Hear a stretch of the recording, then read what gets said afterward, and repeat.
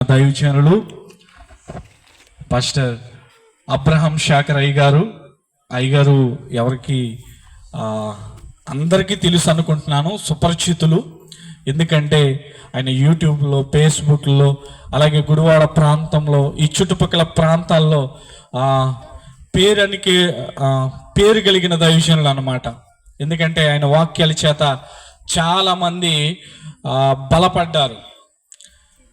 చాలా సంవత్సరాల కిందట ఆయన పెద్ద సభలు గుడివాడ ప్రాంతంలో నిర్వహించినప్పుడు బిగ్ బైబిల్ స్టడీ అని పెద్ద పెద్ద వాల్ పోస్టర్లు, పెద్ద పెద్ద ఫ్లెక్సీలు అని అవన్నీ కూడా గుడివాడ ప్రాంతం అంతా నిండిపోతే నేను అనుకున్నాను, ఎందుకంటే బైబిల్ స్టడీ మనం చేస్తాం కాబట్టి బైబిల్ స్టడీ అనేది ఏ చర్చిలోనూ చేసేది కాబట్టి దైవజనులు ఏంటి ఇలా పెద్ద పెద్ద వాల్ పోస్టర్లు వేసి, పెద్ద పెద్ద ఫ్లెక్సీలు వేసి ఇంత బహిరంగంగా బిగ్ బైబిల్ స్టడీ పెడుతున్నారేంటని నేను ఆశ్చర్యపోయా. అక్కడికి వెళ్ళి చూస్తే దైవజనులు చెప్పిన వాక్యాలు, ఎందుకంటే ఎస్పెషలీ రాకడకు సంబంధించిన విషయాలు, ఏఐ టెక్నాలజీ గురించిన వాక్యాలు, ఇలా మరెన్నో చాలా అద్భుతమైన వాక్యాలు అన్నమాట. క్రైస్తవ ప్రపంచమే కాకుండా క్రైస్తవేతర వర్గం వారు కూడా వినవలసిన వాక్యాలు చాలా చక్కగా స్పష్టంగా దైవజనులు చెప్పడం విన్నప్పుడు దేవుడిని ఎంతగానో స్తుతించాను. అలాంటిది మన ప్రాంతానికి కూడా రమ్మన్నప్పుడు మన ఆహ్వానాన్ని మన్నించి మన ప్రాంతానికి వచ్చిన దైవజనులకు ప్రత్యేకమైన వందనాలు తెలియజేస్తున్నాను. ఇంకా ఆలస్యం చేయకుండా దైవజనులకు సమయం ఇద్దాం. గట్టిగా చప్పట్లు కొట్టి దేవుని మహింపరుస్తూ దైవజనులకు సమయం ఇద్దాం.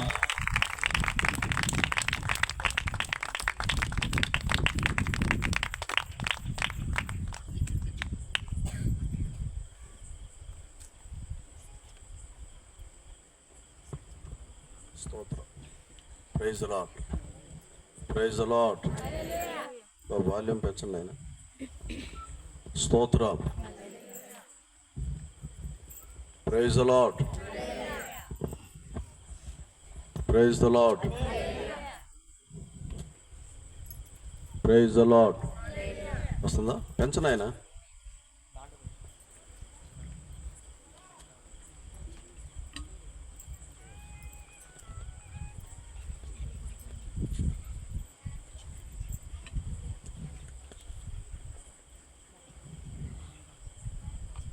స్తోత్రం. హల్లెలూయా. మన రక్షకుడు ప్రభు అయిన యేసుక్రీస్తు నామమునందు చేరి వచ్చిన మీ అందరికీ శుభములు. అప్పుడు ఆన్ చేయొద్దు, చెప్తా. ఈ సాయంకాల సమయంలో ఈ ఊరి పేరేంటి? కొప్పెర్ల. ఈ గ్రామానికి ప్రభు నన్ను తీసుకొచ్చినందుకు స్తుతిస్తున్నాను. నేను ఇక్కడికి రావడానికి కారణం సహోదరుడు సురేష్, అలాగే అమ్మగారి గురించి చెప్పాడు. మంచి సేవ చేస్తున్నారండి ఇక్కడ, తప్పకుండా మీరు ఒక రోజైనా రావాలి అని అడిగినప్పుడు సరే ఖాళీగా ఉంది వస్తానని చెప్తాం. ఈ గ్రామానికి దేవుడు నన్ను తీసుకురావడం. కొంచెం వాల్యూమ్ పెట్టండి, పర్వాలేదు, ఓపెన్ ప్లేసేగా. సౌండ్ వస్తే తగ్గించండి. స్తోత్రం. తీసుకొచ్చిన దేవుని స్తుతిస్తున్నాను. అలాగే సేవకురాలు దైవజనరాలు అయినటువంటి రాజకుమారి అమ్మగారికి ప్రభు పేరిట వందనాలు. నేను వారి గురించి విన్నాను. వారి ప్రాంతంలో చుట్టుపక్కల కొన్ని గ్రామాల్లో సేవ చేస్తూ ఉన్నారని. ఏదేమైనప్పటికీ మనం కడవరి దినాల్లో ఉన్నాం. నేను కూడా ఈ చివరి రోజుల్లో ఉన్నామని గ్రహించి ఎక్కడైతే మన అవసరం ఉంటుందో ఆ ప్రాంతానికల్లా అన్ని స్థలాలకి తిరుగుతూ ఉన్నాం దేవుని యొక్క సువార్త నిమిత్తమై. ఎందుకంటే సురేష్ సహోదరుడు చెప్పిన విధంగా యూట్యూబ్లో బ్రదర్ అబ్రహాం శాకర్ అని కొడితే మీకు అనేకమైనటువంటి వర్తమానాలు, ప్రస్తుత కాలంలో జరుగుతున్నటువంటి సంభవాల గురించి, ఈ లోకం అనేది ఏ విధంగా ముగింపు అవుతుంది, యేసుక్రీస్తు రాకడ ఏ విధంగా జరుగుతుంది, ఏ విధంగా మనం రాకడకు సిద్ధపడాలి అనేటువంటి అనేకమైనటువంటి ఆధ్యాత్మికమైనటువంటి సత్యాలు మీరు వినవచ్చు. చదువుకునే పిల్లలు ఉన్నారు, అందరి చేతిలో ఫోన్లు ఉన్నాయి. మీరు ఆ ఛానల్లో బ్రదర్ అబ్రహాం శాకర్ అని కొడితే వస్తుంది, సబ్స్క్రైబ్ చేసుకోండి. దేవునికి స్తోత్రం. నేను ఈ గ్రామానికి రావటం ఇది ఫస్ట్ టైం అయినప్పటికీ మాది సొంత ఊరు మచిలీపట్నం, మా తాతగారు ఊరు డోకిపర్రు. నేను చాలా కాలం, ఒక ఇంచుమించు 33 సంవత్సరాల క్రితం నా యొక్క జీవితాన్ని ప్రతిష్ఠ చేసుకొని వివాహం లేకుండా మేము మద్రాసు పట్టణంలో పరిచర్యలో చేరటం, ఆయా రాష్ట్రాల్లో, తర్వాత తిరిగి ఇప్పుడు ప్రస్తుతం గుడివాడలో రివైవల్ పెంతెకోస్త్ మినిస్ట్రీస్ అని ఒక సేవను ఆరంభించి పరిచర్య చేస్తూ ఉన్నాం. ఈ యొక్క గ్రామానికి రావడం అనేది దేవుడు నాకు ఇచ్చినటువంటి ఒక అవకాశంగా నేను తలుస్తూ ఉన్నాను.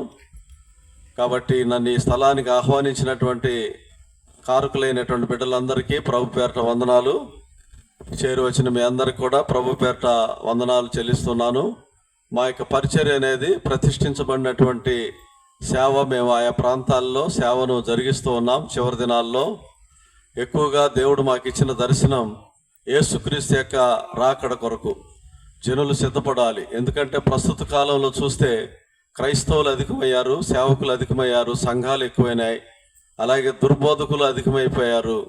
క్రైస్తవ సమాజంలో రకరకాలైనటువంటి వివాదాలు కూడా చెలరేగుతూ ఉన్నాయి.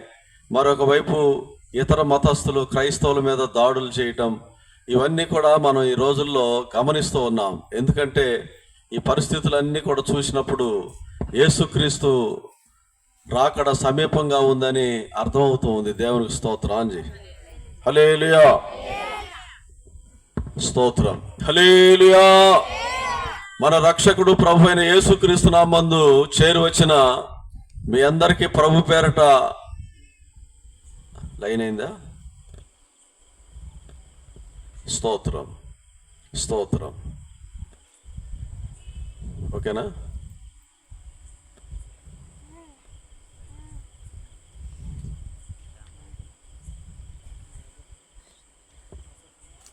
స్తోత్రం. ఓకేనా?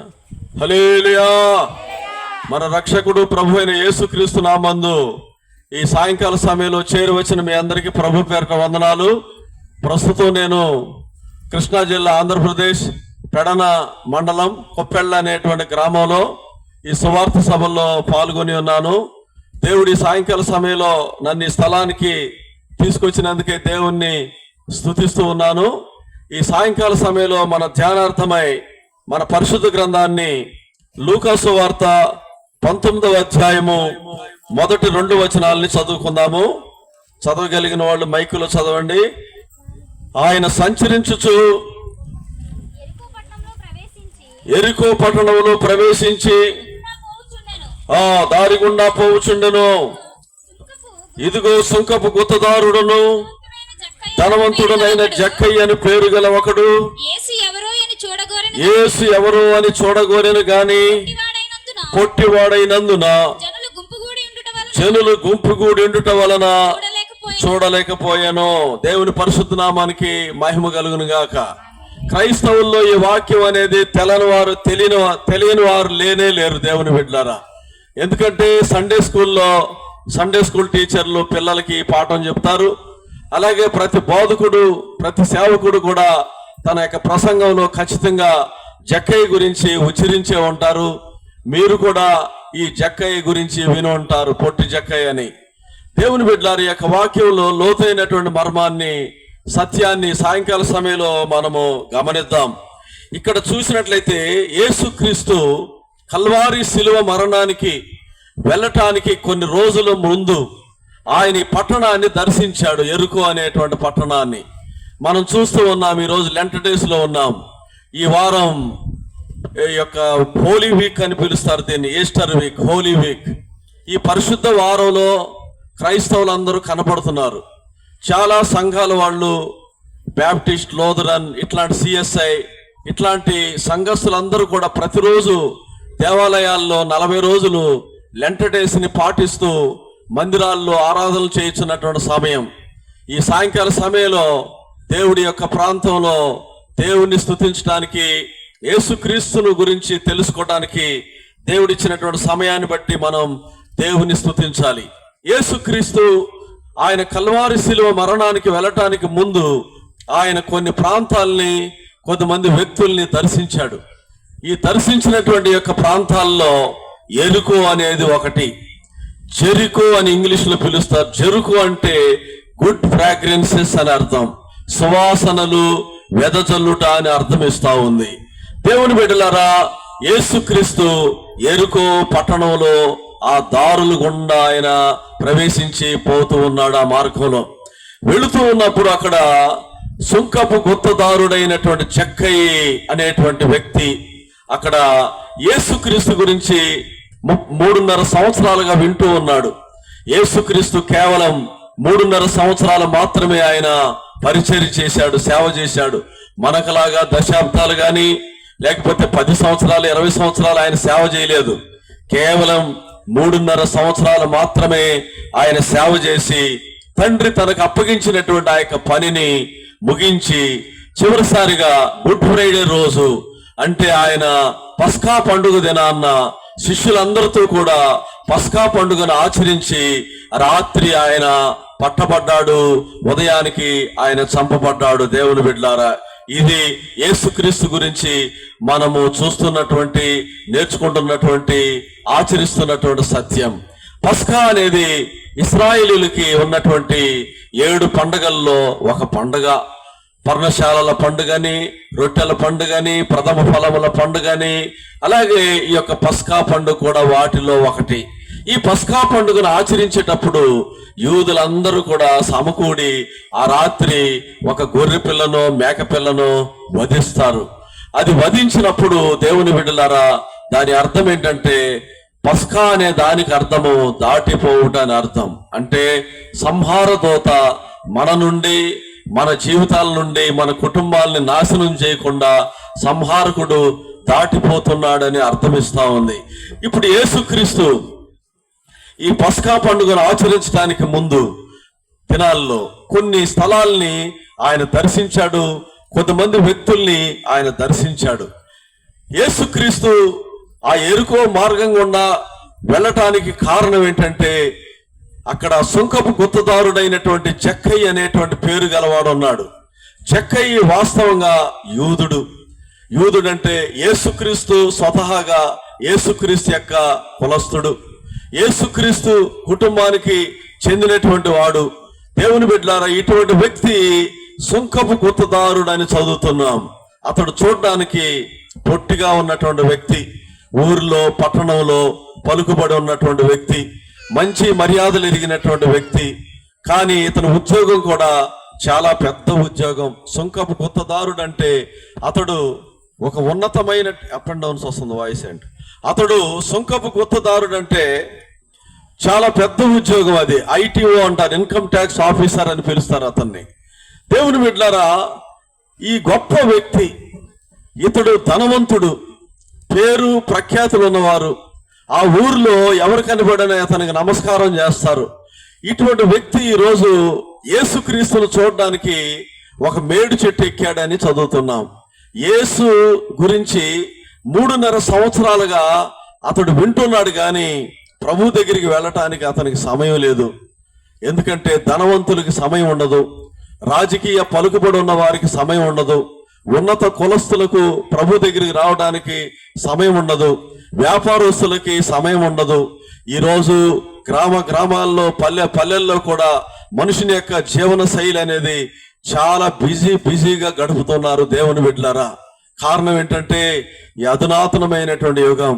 ప్రతి మనుషుడు కూడా ఎంతో బిజీగా గడుపుతున్నటువంటి కాలంలో మనం జీవిస్తూ ఉన్నాం. ఈ జక్కయి ఉన్నతమైన ఉద్యోగం అవటం వలన అతడు యేసుక్రీస్తు గురించి వింటున్నాడు. ఏం వింటున్నాడు? యేసుక్రీస్తు బోధలు, యేసుక్రీస్తు ఆయన చేసినటువంటి అద్భుతాలు, ఆయన చనిపోయిన వారిని సైతం లేపుతున్నాడు, చెవిటి వారికి వినికిడి కలుగు చేస్తున్నాడు, గుడ్డివారు చూపు పొందుతున్నారు, కుంటి వారిని నడవ చేస్తున్నాడు. ఇటువంటి గొప్ప సంగతుల గురించి వింటూ ఉన్నాడు ఈ జక్కయి.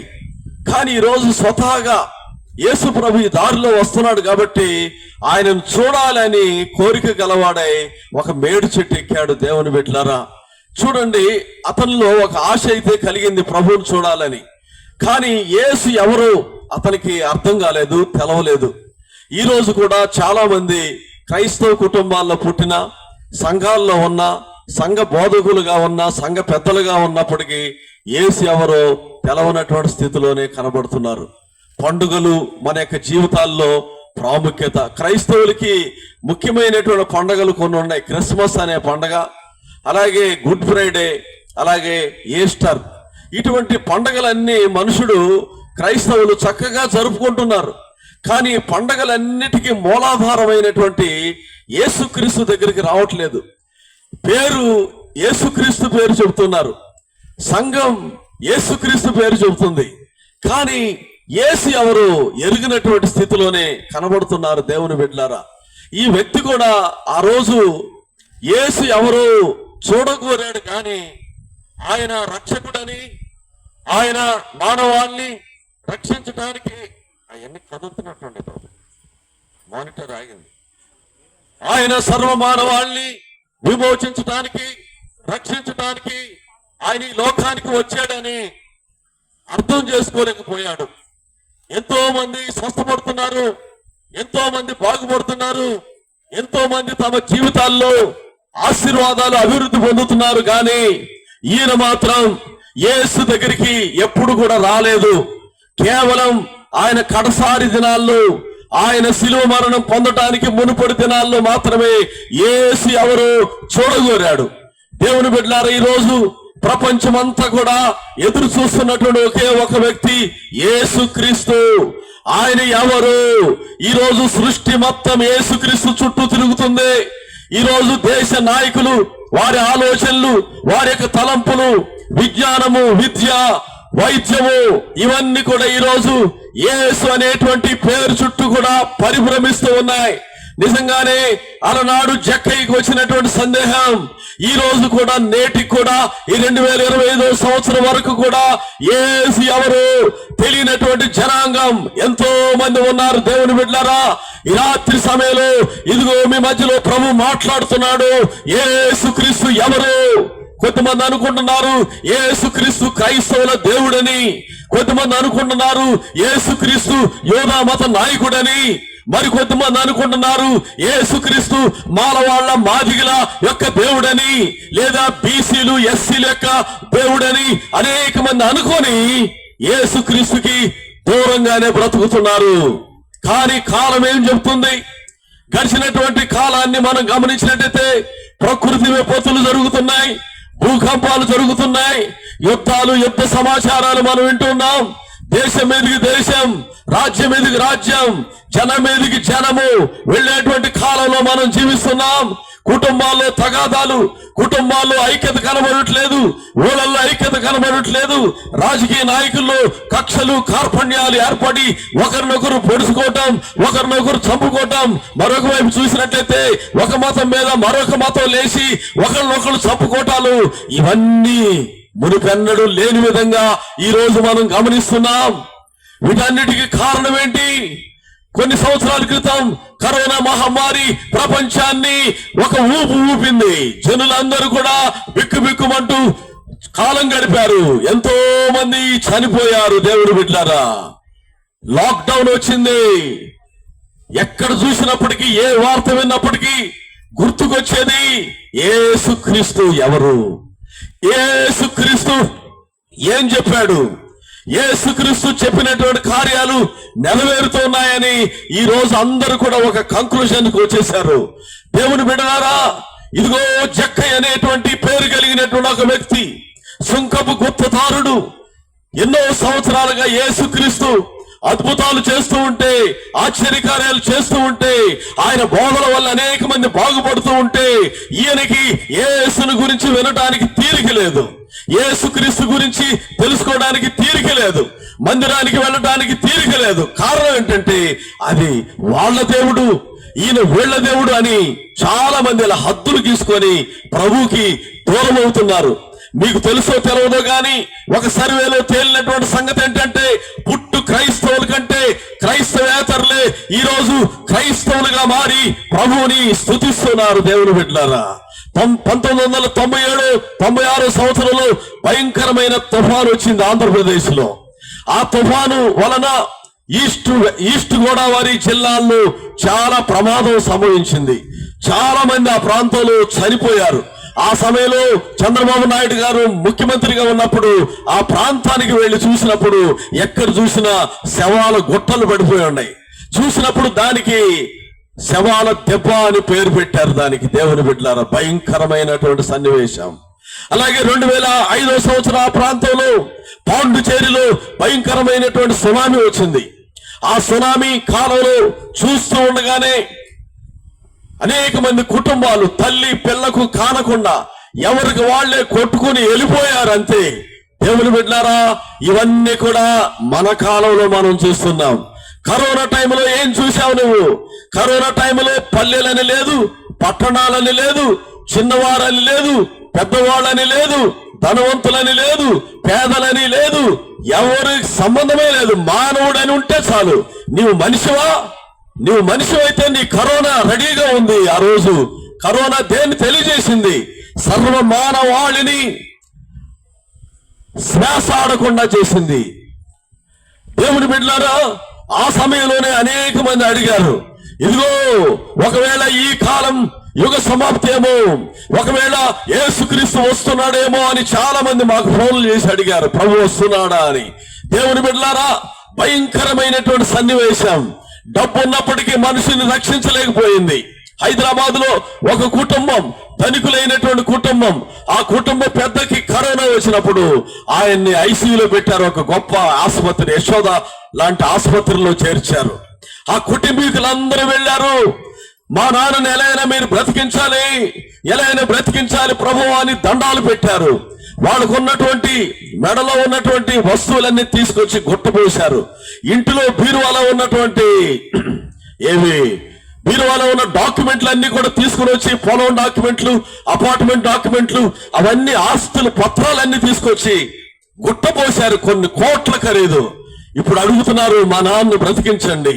ఒక మనిషి యొక్క ప్రాణం విలువ చూడండి, కొన్ని కోట్ల రూపాయల ఆస్తి కంటే ఎక్కువ. యేసుక్రీస్తు చెప్పాడు, ఒక మనుషుడు లోకమంతా సంపాదించుకొని తన ప్రాణాన్ని పోగొట్టుకుంటే ఏమి లాభం? అటువంటి దినాలు చూసినప్పటికీ మనుషుడికి మార్పు రాలేదు.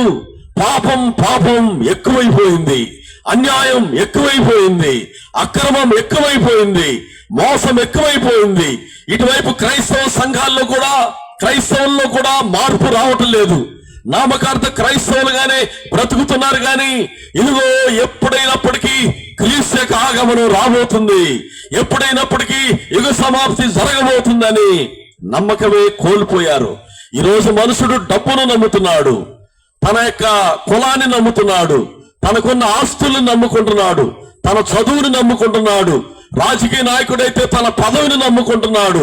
5 సంవత్సరాలు దాటగానే, ఆ పదవి పోగానే తన యొక్క బలము, తన శక్తి అన్ని కోల్పోతున్నాడు. ఆరోగ్యాన్ని నమ్ముతున్నాడు మనుషుడు. దేవుని బిడ్డలారా, కన్నులారా చూసాం మనం గత 4 సంవత్సరాల క్రితం. మనుషుని యొక్క జీవితం నీటి బుడగ లాంటిది, నీటి ఆవిరి లాంటిది, గడ్డి పువ్వు లాంటిది. ఇంతలో కనబడి అంతలో మాయమైపోయేటటువంటి మానవుని యొక్క జీవితం ఇంతేనా? మనుషుని యొక్క జీవితం ఇంతేనా అనుకోవచ్చు. ఈరోజు మతాలు పెరిగినాయి, గుళ్ళు గోపురాలు పెరిగినాయి, మసీదులు పెరిగినాయి, చర్చిలు పెరిగినాయి. అయినప్పటికీ పాపం కూడా విపరీతంగా పెరిగిపోయింది. అయితే 97వ సంవత్సరంలో జరిగినటువంటి సంఘటన ఏంటంటే, ఆ ఊరిలో ఒక ఆవిడ ఉంది. ఆ ఊరిలోనికి ఎవరిని కూడా పాస్టర్లు లోపలికి రానివ్వరు. ఆ ఊరు పొలిమేరలోనే ఆపేస్తారు. ఎవరన్నా పాస్టర్ గారు ఎవరన్నా బైబిల్ తీసుకుని వచ్చినా, లేకపోతే ఏదైనా ప్రార్థన చేయడానికి వచ్చినా అక్కడే ఆపేసి వెనక్కి పంపించేస్తారు. మా ఊరిలోనికి రావటానికి వీలు లేదు, మీరు వద్దు, మీ దేవుడు వద్దు అని వెళ్ళగొట్టేవాళ్ళు దేవుని బిడ్డలారా. అయితే ఆ ఊర్లో ఒక ఆసామి గారి యొక్క తల్లి గారు ఎలాగో ఎవరి ద్వారానో రక్షించబడి ఒక చర్చికి వెళ్తూ ఉంది. చర్చిలో ఒక విశ్వాసిగా మారింది, దేవుని బిడ్డగా. ఆవిడ కోసం ఒక పాస్టర్ గారు అక్కడి నుండి, ఆ ఊరు నుండి ఈ లోపలికి వస్తున్నాడు. అమలాపురం దగ్గర ఉన్నటువంటి ఊరు, అది ఒక గ్రామం. ఆ ఊరిలోనికి వస్తూ ఉన్నాడని ఈ తల్లి గారి యొక్క కొడుకులు, ఆ ఊర్లో ఉన్నటువంటి భూస్వాములు ఏం చేశారంటే, పాస్టర్ గారు ఈ ఊరిలోనికి రావడానికి వీలు లేదు అని ఈ తల్లి గారికి ఊరు పొలిమేర బయట ఒక ఇల్లు కట్టించారు, బిల్డింగ్. అందులో ఉండాలి ఆమె. ఎవరైనా పాస్టర్లు కానీ ఇట్లా కోటాలు కానీ పెట్టుకోవాలంటే అక్కడ వరకు వెళ్ళిపోవాలి, ఊర్లోనికి రాకూడదు. ఒక కండిషన్. ఇలా పెట్టారు ఊర్లో వాళ్ళు పెద్దలందరూ కూడా కలిసి. దేవుడు చూస్తూ ఉన్నాడు. దేవుని బిడ్డలారా, దేవుణ్ణి వ్యతిరేకించి, దేవుణ్ణి దూరపరిచి, దేవుణ్ణి కించపరిచి మాట్లాడినటువంటి కొన్ని సంవత్సరాల్లోనే ఆ ఊరి మీదకి ఒక ఉగ్రత అనేది రానే వచ్చింది. ఆ ఉగ్రత ఫలితమే 97వ సంవత్సరంలో వచ్చినటువంటి తుఫాను.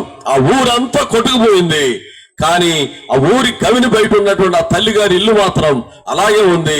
ఆమె సేఫ్ జోన్ లో ఉంది. హల్లెలూయా. దేవుని బిడ్డలారా, యేసుక్రీస్తు నమ్మిన వారికి శిక్షా విధిని దేవుడు తప్పిస్తున్నాడు. రాబో ఉగ్రత నుండి దేవుడు తప్పిస్తున్నాడు. ఎవరైతే రక్షించబడుతున్నారో, ఎవరైతే తమ పాప జీవితాన్ని విడిచిపెడుతున్నారో, ఎవరైతే వారు ప్రభు వైపు తిరిగి తమ యొక్క ప్రవర్తన, తమ జీవితాన్ని, తమ క్రియల్ని మానుకొని ప్రభువును వెంబడిస్తూ ఉన్నారు, దేవుడు వారి మీదకి ఆ ఉగ్రతను, శిక్షా విధిని రానివ్వడు. దేవుని బిడ్డలారా, కాబట్టి ఇక్కడ జక్కయ్య అనేటువంటి వ్యక్తి, వాస్తవంగా జక్కయ్య అనేటువంటి మాటకు అర్థం ప్యూర్ అని అర్థం. అతడు ఒక యూదుడు. ప్యూర్ అంటే పరిశుద్ధుడు అని అర్థం. తల్లిదండ్రులు పాపం ఆయనకి ప్యూర్ అని పేరు పెట్టారు. కొంతమందికి పిల్లలకి స్వీటీ అని, హనీ అని, తర్వాత రకరకాల పేర్లు పెడుతూ ఉంటారు, ముద్దు ముద్దుగా లేదా అర్థవంతమైనటువంటి పేర్లు. కానీ అర్థానికి తగిన విధంగా వారి యొక్క జీవితాలు, వారి యొక్క బ్రతుకులు అనేవి కనపడవు. కాబట్టి ఇక్కడ జక్కయ్య పేరు తల్లిదండ్రులు ప్యూర్ అని పెట్టారు. జక్కయ్య అనే మాటకు అర్థం ప్యూర్ అని అర్థం. ఇప్పుడు జక్కయ్య రోత పనులు చేస్తున్నాడు. ఉద్యోగం వచ్చింది, మంచి ఉద్యోగం, కానీ లంచాల అవతారం ఎత్తాడు. లంచాలు తీసుకుంటున్నాడు, లంచాలు. ఆ తర్వాత వడ్డీలకు ఇస్తున్నాడు. వస్తువులు తాకట్టు పెట్టుకుంటున్నాడు. తాకట్టు పెట్టుకుని ఆ డబ్బులు ఇవ్వకపోతే మరలా తిరిగి దాన్ని, ఆ వస్తువుల్ని స్వాధీనం చేసేసుకుంటున్నాడు. ఈ విధంగా తన ఇల్లంతా కూడా వస్తువులతో నిండిపోయినాయి. తన ఇల్లంతా కూడా డబ్బులతో నిండిపోయినాయి. మొత్తం ఆస్తిపరుడైపోయాడు. అందరూ తిట్టుకుంటున్నారు. కొన్ని సంవత్సరాల క్రితం పామర్లో, మేము ఆ సమయంలో సేవ ఆరంభించినప్పుడు పామర్లో ఒక తండ్రి గారు, అయ్యగారు ఉండేవాడు. ఆయన, మా భార్య గారు రక్షించబడ్డారు. వాళ్ళ ఇంటికి ప్రేయర్ చేయటానికి అని పిలిచారు నన్ను. ప్రేయర్ చేయటానికి వెళ్ళినప్పుడు మేము వాళ్ళ ఇంట్లో అన్ని కూడా, ఇప్పుడు కాదండి, జరిగింది 20 ఏళ్ళ పైన అవుతుంది.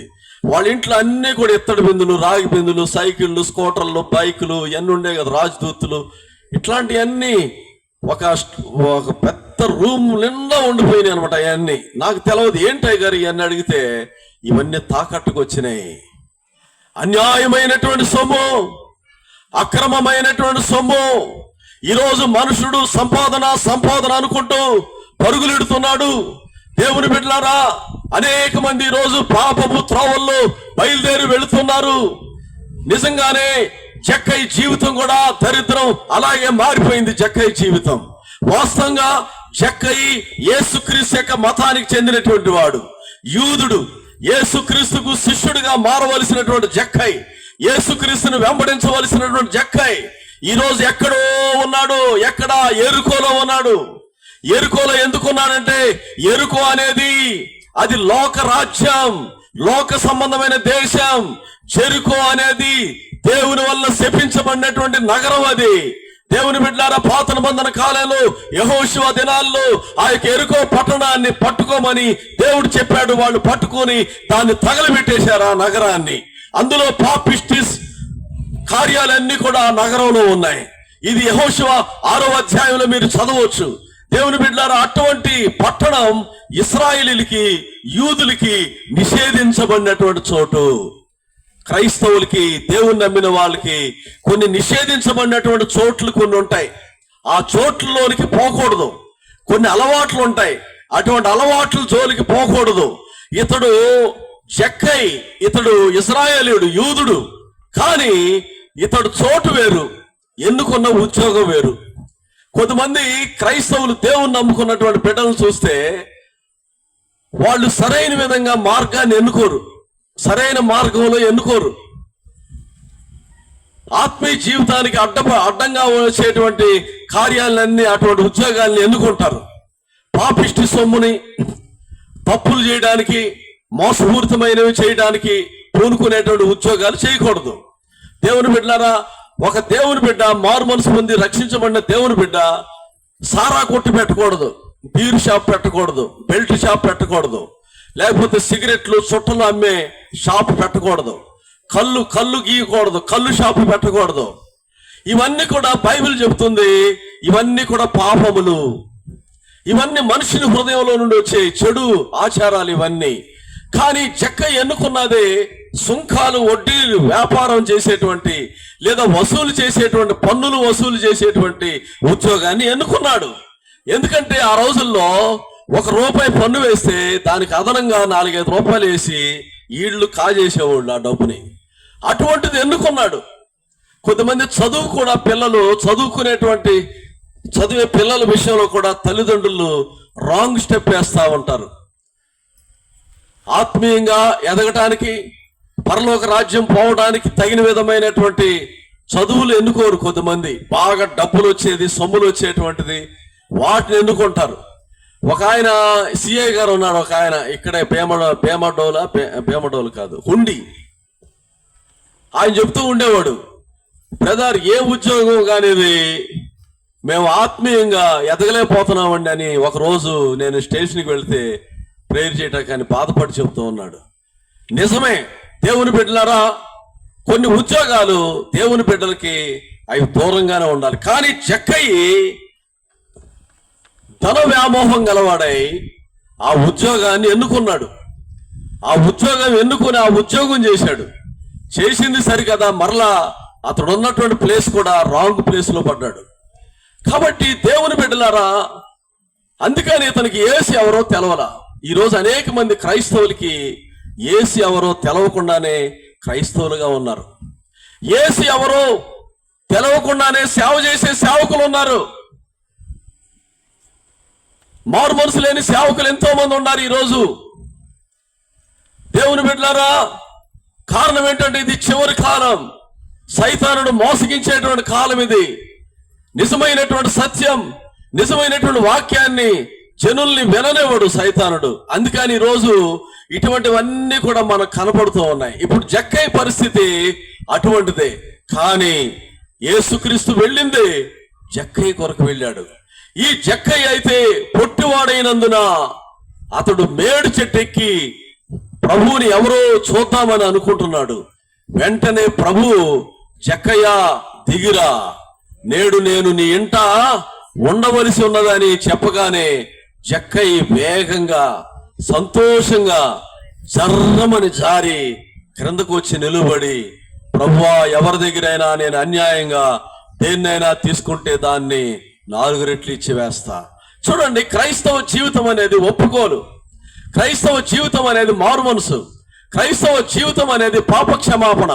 ఇవన్నీ లేనట్లయితే క్రైస్తవ జీవితం లేనే లేదు. ఈరోజు లెంట్ డేస్, ఈ లెంట్ డేస్ లో చాలా మంది దేవాలయాలకు వెళుతారు కానీ మారు మనసు ఉండదు. దేవాలయాలకు వెళ్ళి పాటలు పాడతారు, వాక్యం చెబుతారు, అన్ని చేస్తారు కానీ నిజమైనటువంటి మారు మనసు ఉండదు. అటువంటి వారికి యేసు ఎవరో అర్థం కాదు. యేసు ఎవరో అనేది ఈరోజు కూడా ఆ ప్రశ్నగానే మిగిలిపోతుంది దేవుని బిడ్డలారు అనేక మందిలో. ఈ రాత్రి సమయంలో యేసు ఎవరో నీకు తెలవాలని ప్రభు ఈ రాత్రి యొక్క వాక్యం ద్వారా మాట్లాడుతున్నాడు. సహోదరా, సహోదరి, ఇదిగో జక్కయ్య, సుంకపు గుత్తదారుడైనటువంటి జక్కయ్యని యేసుక్రీస్తు ఆ రాత్రి దర్శించిన విధంగా ఈ రాత్రి సమయంలో ఆయన మనల్ని కూడా దర్శిస్తూ ఉన్నాడు. నిజంగా జక్కయ్య ఉద్యోగ రీత్యా అతడు గొప్పవాడు కావచ్చు, కానీ దేవుని యొక్క దృష్టిలో అతడు ఒక పాపిగా కనబడుతున్నాడు. అందుకనే ప్రభు చెప్పాడు, నేడు నేను నీ ఇంట ఉండవలసి ఉంది, నీవు రా అని చెప్పగానే అతడు వచ్చి ఒప్పుకోలు చేస్తూ ఉన్నాడు. దేవుడు ఎక్కడ ఉంటాడు? కొంతమంది చెప్తారు, హృదయంలో ఉంటే చాలండి దేవుడు. మన ఇల్లు ఎట్లా ఉంటే ఏంటి, ఏది ఎట్లా ఉంటే ఏంటి అని కొంతమంది పాయింట్లు మాట్లాడే క్రైస్తవులు కూడా ఉన్నారు. ఎందుకంటే వాక్యం తెలిసిన వాళ్ళకి ఎక్కువ చేదస్తం వస్తుంది కొంతమందికి. ఇట్లా చెప్పుకునే వాళ్ళు కూడా చాలా మంది ఉన్నారు. దేవుని బిడ్డలారా, ఇప్పుడు ఒక గ్లాసు నిండా పాలు పోసుకొని కళ్ళు చెట్టు దగ్గరికి వెళ్ళి తాగుతా ఉంటే ఆ తాడి చెట్టు దగ్గర ఏమనుకుంటారు? నువ్వు పాలు తాగినా దాన్ని ఏమంటారు? కళ్ళే అంటారు. అలాగే క్రైస్తవ జీవితం అనేది it is a life of separation. ఒక ప్రత్యేకమైనటువంటి జీవితం. నీకు ఒక ప్రత్యేకత అనేది కావాలి పాపంలో నుండి. కీర్తన 1:1 చదవండి. దుష్టుల ఆలోచన చొప్పున నడవక, పాపుల మార్గము నిలువక, అపహాసకులు కూర్చుండు చోటు కూర్చుండక, యెహోవా ధర్మశాస్త్రమునందు దివారాత్రులు ధ్యానించువాడు ధన్యుడు. కాబట్టి దేవుని బిడ్డలారా, దివారాత్రులు యెహోవా ధర్మశాస్త్రమునందు ఆనందించటం. దుష్టుల ఆలోచన చొప్పున నడవకూడదు, పాపుల మార్గంలో నిలువకూడదు, అపహాసకులు కూర్చుండే చోటు కూర్చోకూడదు. ఈరోజు ఎక్కువగా చాలా మంది టీవీలు ఇవన్నీ ఎక్కువైన తర్వాత ఎక్కువ జబర్దస్త్ షోలు, కామెడీ షోలు చాలా మంది చూస్తున్నారు ఈరోజు క్రైస్తవులు. అటువంటి వాళ్ళు దేవుని రాకళ్ళు ఎత్తపడరు. దీనికి తగినట్టు కొద్దిమంది పాస్టర్లు కూడా బయలుదేరారు, కామెడీ షోలు చేసే పాస్టర్లు. వాళ్ళు కూడా జనుల్ని నవ్వించడానికే ప్రయత్నం చేస్తారు. వాక్యం అనేది ఉండదు, సత్యాన్ని వెల్లడి చేయలేరు.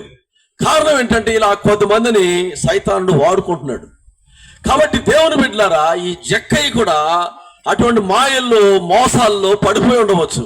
అందుకని యేసుక్రీస్తు వెళ్ళి ఆ జక్కయ్యని దర్శిస్తూ ఉన్నాడు. దేవుని బిడ్డలారా, జక్కయ్యకి దేవుడు ఒక అవకాశం ఇచ్చాడు. అది ఎటువంటి అవకాశం అంటే, యేసుక్రీస్తు ఇంకా కొన్ని గంటల్లో, కొన్ని రోజుల్లో ఆయన సిలువకు అప్పగింపబడబోతున్నాడు. కాబట్టి ఈ టైంలో ఆయన జక్కయ్యని దర్శిస్తూ ఉన్నాడు వెళ్ళి. కాబట్టి యేసుక్రీస్తు వచ్చే వేళ, యేసుక్రీస్తు రాకడ సమీపమైనటువంటి ఈ గడియల్లో దేవుడు కొంతమందికి అవకాశం ఇస్తూ ఉన్నాడు, కొంతమందిని దర్శిస్తూ ఉన్నాడు. దేవుడు కొంతమందిని ఆయా స్థలాల్లో, ఆయా సందర్భాల్లో దర్శిస్తున్నాడు. యోహాను సువార్త 4వ అధ్యాయంలో అక్కడ ఒక ఆమెని యేసుక్రీస్తు దర్శించాడు. సుకార్ అనేటువంటి ఊరిలో సమరయ స్త్రీని ఆయన దర్శించినట్లుగా మనం చూస్తూ ఉన్నాం. 4వ అధ్యాయము 5వ వచనం చదువుదాం. యోహాను సువార్త 4:5. మైక్ లేదమ్మా, మైక్ చదవండి. యాకోబు తన కుమారుడైన యోసేపుకిచ్చిన భూమి దగ్గరున్న సమరయలోని సుకారానుకు ఒక ఊరికి వచ్చెను. అక్కడ యాకోబు బావి ఉండెను గనుక యేసు ప్రయాణము వలన అలసి ఉన్న రీతినే ఆ బావి యొద్ద కూర్చుండెను. అప్పటికి ఇంచుమించు 12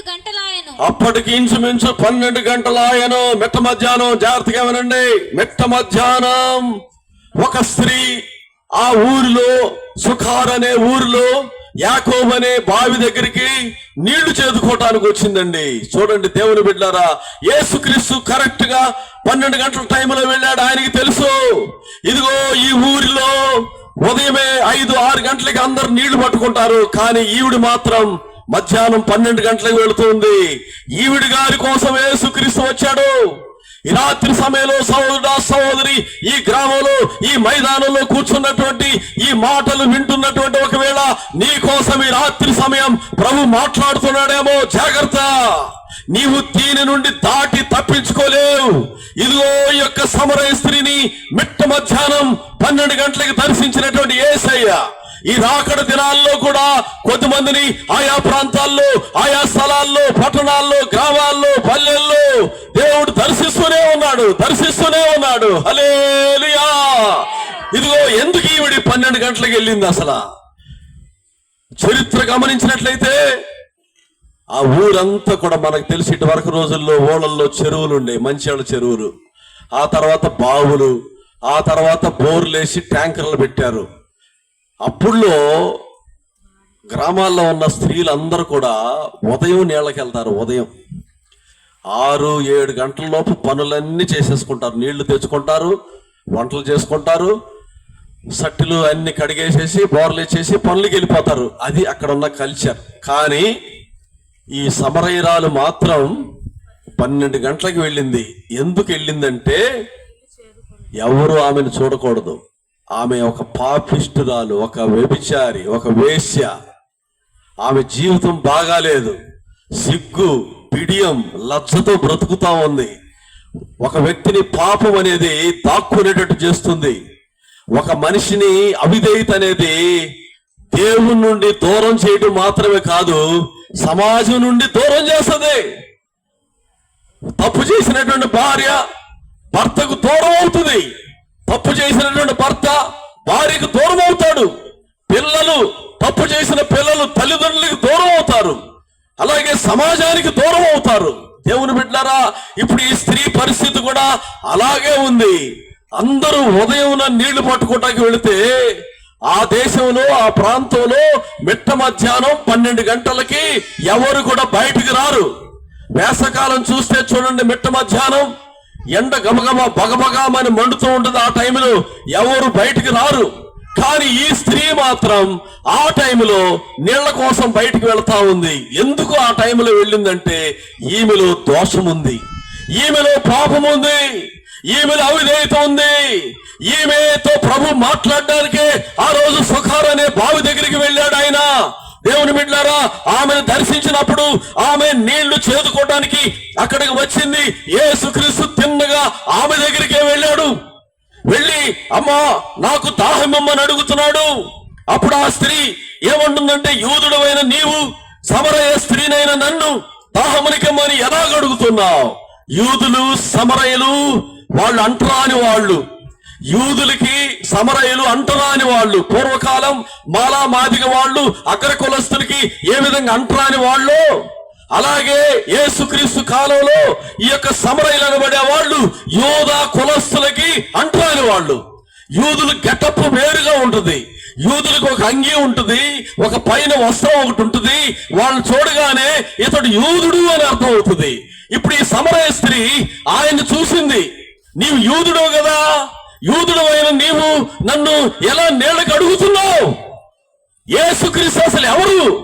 ఈరోజు యేసుక్రీస్తు ఎవరు చాలా మందికి అర్థం కాని పరిస్థితుల్లో కనబడుతున్నారు. దేవుని బిడ్డలారా, యేసుక్రీస్తు సర్వమానవాళి నిమిత్తమై ఆయన భూమండలానికి ఏతించినటువంటి దేవాది దేవుని యొక్క కుమారుడు. ఈ సమరయ స్త్రీకి చరిత్ర తెలుసు. మెస్సియా వస్తాడని, ఒక మెస్సియా రాబోతున్నాడని, ఇదిగో యూదులు ఇశ్రాయేలీయులు ఎదురు చూస్తున్నారని ఏమీ తెలుసు. దేవుని బిడ్డలారా, వీళ్ళ సంభాషణ చూస్తే ఆశ్చర్యం. ప్రభు అన్నాడు, నాకు దాహానికి నీళ్ళు ఇవ్వమ్మా. నిన్ను అడిగేవాడు ఎవడో